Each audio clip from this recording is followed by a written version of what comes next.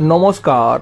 এটা দেখার পরে অনেকে পাল্টা কটাক্ষ করে বলছেন, তাহলে তৃণমূল দলটা করলে মা বাবাকেও বেচে দেওয়া যায়।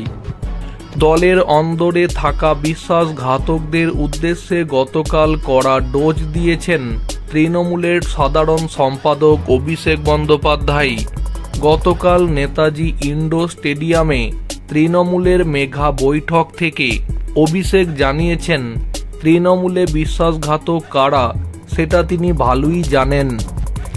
তাই দলে থেকেও যারা দল বিরোধী কাজ করছেন তাদের সম্পর্কে ভালো মতোই খোঁজ খবর রয়েছে তার কাছে।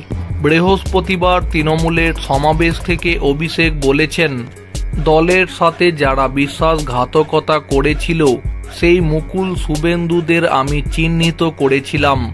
একই সাথে সংবাদ মাধ্যমের একাংশকে নিশানা করে তিনি বলেছেন, অনেকেই সংবাদ মাধ্যমের প্রচারে থাকার জন্য দলকে ছোট করছেন। আমি মুখপাত্র, সাংসদ, বিধায়ক, আমার কত ক্ষমতা দেখাতে গিয়ে দলের ক্ষতি করবেন না। গতকাল তৃণমূলের সমাবেশ মঞ্চ থেকে আরও একবার সে কথাই মনে করিয়েছেন অভিষেক। ভরা মঞ্চ থেকে জোর গলায় অভিষেক যখন এদিন এমন বার্তা দিচ্ছেন, সেই সময় মূল মঞ্চের অদূরেই দাঁড়িয়েছিলেন মুকুল পুত্র শুভ্রাংশু রায়। প্রকাশ্য সভায় ছেলের সামনেই বাবার চরম অপমান। বিষয়টি নজর এড়ায়নি রাজ্যের বিরোধী দলের।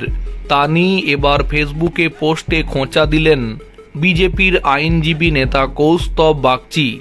নিজের ফেসবুক প্রোফাইল থেকে শুভ্রাংশুর একটি ছবি পোস্ট করে তিনি লিখেছেন, বেটা হো তো ऐसा। নেতাজি ইন্ডোর স্টেডিয়ামে আজ তৃণমূলের সবাই বাবা মুকুল রায়কে অভিষেক বন্দ্যোপাধ্যায় বেঈমান বলাই আপ্লুত শুভ্রাংশু রায় তুললেন হাসি মুখে ছবি।